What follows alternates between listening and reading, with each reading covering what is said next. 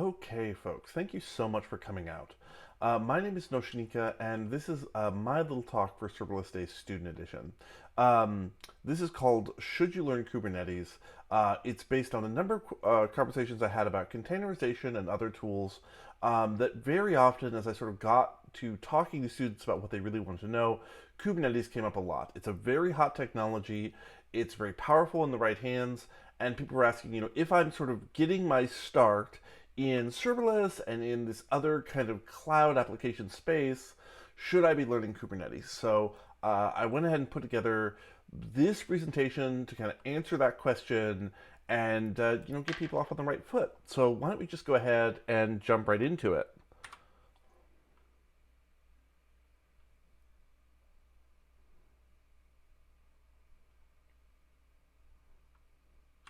Okay, thank you so much for coming to my talk. Again, if you want to review the slides, I will put them up, on Google Drive and share them out. If you want to review the answer to the question, should you learn Kubernetes, is no. And I guess, I should thank people. Thank you so much to all the other organizers. Thank you to Daniel, thank you to Shreya, thank you to Misha, thank you to all the students who got involved with Serverless Day Student Edition. It's just been great. It's been a great experience. And do feel free to ask me questions in chat about the talk. I'm happy to go over any of it if you missed anything. And thank you so much. Okay, well, all right. Maybe let's talk a little bit more about Kubernetes than to just say it's probably not a thing you need to learn. Okay, let's get into it. So here's what this talk is really about. Containers are going to be used by everyone everywhere in the next few years. Time spent learning a container tool like Docker is time well spent, but orchestration has a more complex relationship with the future of tech operations and will probably still be an advanced specialist tool for the foreseeable future. So containers, that critical part of Kubernetes, absolutely, you can learn them, and we'll talk about some resources to look into. I want to help you understand what the relationship is between those two tools so that you can get some point of reference, and then you can sort of see why it totally makes sense to learn containers, and containers have a very certain future. Kubernetes itself is a more advanced system on top of that, and probably doesn't make sense for the student, and probably will just not be universally used. Okay, so that's the thesis here. Let me step through that. So if you want a primer on containers, maybe you saw Increment magazine in May, where I wrote a little primer on containers, and I'd like to cover some of that material here, where we talk about kind of what containers are and what the concept is. So containerization absolutely is the future of, I'm just going to make sure that my annotations are still in here. Well, that's funny, we're getting a little bit of a crop, and so I apologize. A couple of the image credits are not going to load up perfectly, but that's okay. I'll make sure they're available after the fact.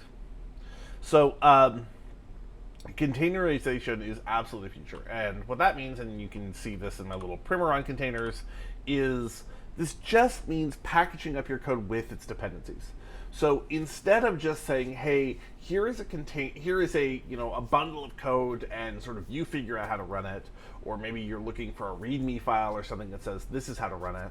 I guess in our imagination, let's be clear about that, right?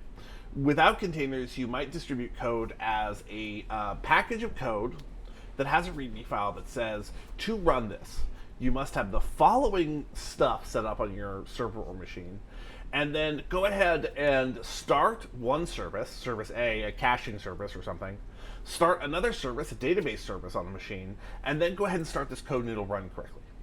And maybe even, go set up these things on the database and these other pieces. But with containerization, you're saying, no, all of that stuff needs to be clearly documented in a single container image. So both the code that you're going to run and the things it depends on that need to be running on the same machine will all be, encapsulated within a container image. And we're going to codify how you start and run that container. So the process of starting it is not you remembering, I have to start this service and do this third thing. It's, no, you have some file, like a Docker file, which is, Docker's a very big containerization tool, you have some file that says, hey, this is exactly how to start this thing every time. And the benefits for that should be really obvious, right? That the ability to say, hey, if I package all this stuff up together, then it's going to run really, really reliably. And you see that connection between serverless and containers there too, right? You see that idea of like, hey, I want my code to be able to start up whenever and to be able to run really, really reliably. And so in the same way that some version of serverless definitely is some kind of future for how code is going to be run, containers are part of that future too. And containers are absolutely everywhere, right? So even in the kind of disparate world of serverless, where we didn't think too much about like packaging and dependencies, right? One of the new way now to distribute an AWS Lambda is to give it a container image. Now this really isn't any kind of big departure, because if you're making like a node Lambda, of course you give some package.json file where you're saying, hey, these are the dependencies that I want you to go and get and make available to my code. So a more complete package, which is a container image, that is just going to kind of make sense. It's just a logical extension. It doesn't really mean that much is changing about on the serverless side. It just means, hey, there's this slightly easier way to distribute that code. I'm sorry, my audio's a little peaky, so I'm just going to bring it down very slightly. So I apologize if I blew out your eardrums earlier with my mumbling or beating my chest in shame and rage. So containers are everywhere, and containers are a very, very powerful tool. And so one of the reasons that's so useful, right, is in the production space, where you're able to say, hey, here are the exact things that my code needs to run. So as you distribute it out to production, even if you're not there, even if you're not there to start up and run the code, it's going to run really, really reliably. And in something like a container run serverlessly, that's not too surprisingly is totally enforced, right? You just have to stick with what's in that container image is what's going to run. You can't be like, oh, go sneak in and add this other thing. And that's true of most container platforms, that really solid containerization is heavily enforced.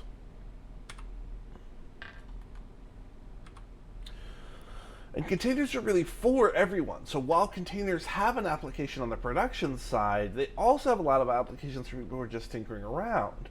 So one of the really powerful concepts with containers is that they're a way to package up almost anything and distribute it in a complete way. So you see more and more open source projects now are distributed with some kind of container image to say, hey, this project needs this database and these other components, and I'll just make a container image for you. You can go and download that, and you'll absolutely be able to run this code really consistently. This is an image of a swimming pool made into a shipping container, and sort of giving out the idea of like, hey, you can sort of package up everything and move it around.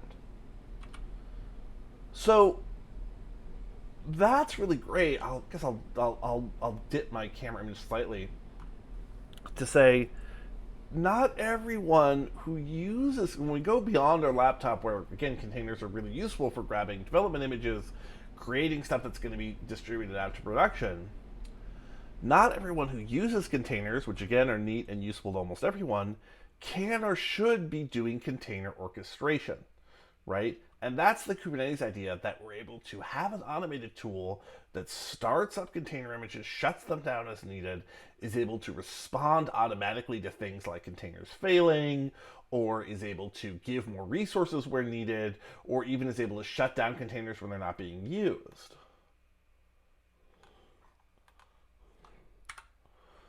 And a lot of this talk came from a very simple moment that I had when I was learning some Kubernetes stuff. I was seeing some of the benefits. I was definitely, obviously, a lot of the open source and Linux community, it's a very, very neat looking tool that people are excited about.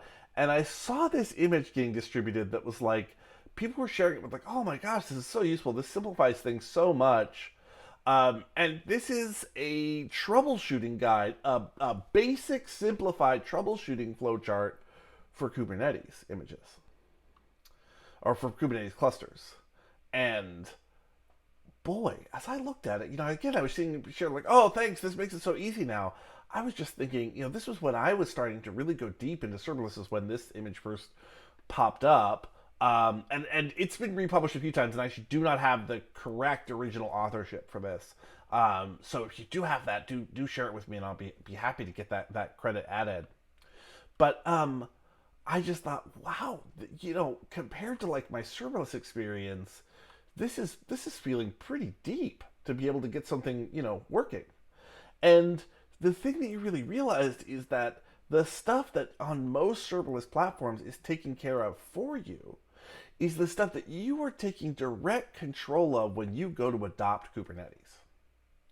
And so stuff like the layer on AWS that guarantees that new serverless images will be spun up as you have additional requests, and those will be spun down automatically as you have a lull in requests.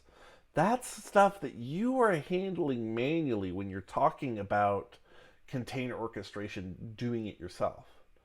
And of course, you're also implicitly talking about distributing a workload. You're saying, hey, I want to have multiple things running this workload at the same time.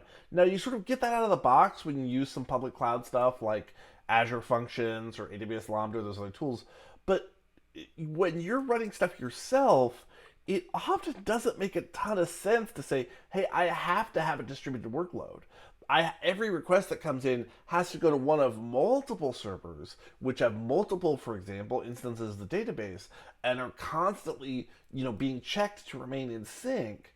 That may not make a ton of sense as something that you have to do. And so a number of people talk about recently, and it's really, to people who are very, very experienced in this area, this is not like a surprise or a gotcha thing to say. It's like, you should only do this if you need to do this. This is not the way. If you want to run a leopard print sneaker e-commerce site and you want to sell leopard print sneakers to everybody, you don't need a Kubernetes cluster or a distributed workload, right? Like, you don't need to be worrying about this. You can have a single server answering all those requests. So here's this quote from Ron Powell in the new stack, and I guess I'll turn off my camera view so that you can see the whole thing, and I'll obey that basic little presentations, which is you read the stuff that put on the presentations. And Ron says, Kubernetes is powerful, but that does not mean it's the right choice for every team and every app. As with any piece of technology, it is made to solve certain problems. If you aren't facing the problems Kubernetes aims to solve, it is more trouble than it's worth. And this is his building. I really would have definitely picked out that it is more trouble than it's worth. I absolutely agree with that, and I think it's a really, really cogent point. And oddly, this reminds me of something. I've been using these images as shipping containers, just sort of refer to the idea of containerized images.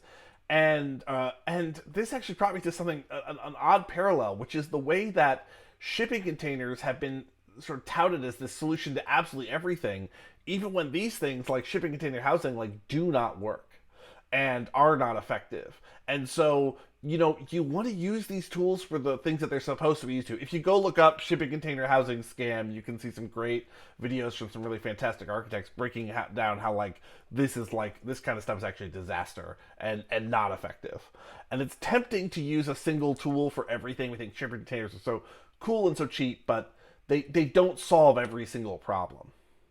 Okay, so very quickly, what should we learn if not Kubernetes? And this is going to be a little quick. Again, I will make these slides available elsewhere. But one thing to think about is infrastructure as code. So infrastructure as code, an intermediate level tool that will probably make you some good money. There's infrastructure as code is a way of defining exactly what your system needs so that it can be redeployed reliably. So the complex and detailed are like AWS CTK and Terraform. The fast and easy versions of that are like Serverless Framework or Opta or Pulumi. These ways of deploying the database and the other pieces that your compute code needs to run. And then the other thing to really think about is the stuff around serverless compute. So we often think of Azure Functions or AWS Lambda, but think about the stuff that's around that. So on the AWS side, that would be DynamoDB and IAM permissions and the API gateway. Those are all critical pieces to be added to that picture. All right, well, thank you so much for coming up. I'm going to turn off my camera again because I don't like having two faces on here. Again, I'm Nočnica. You can find me at serverless_mom on Twitter or on Twitch at Serverless Mom. Thank you so much for taking the time to come and check this out. That has been my time. Again, I'll be able to take questions down in the chat. And I really appreciate people coming out and participating. We'll be doing, we just did a really great panel talk, and we'll definitely make these recordings available shortly after the conference. Thanks so much.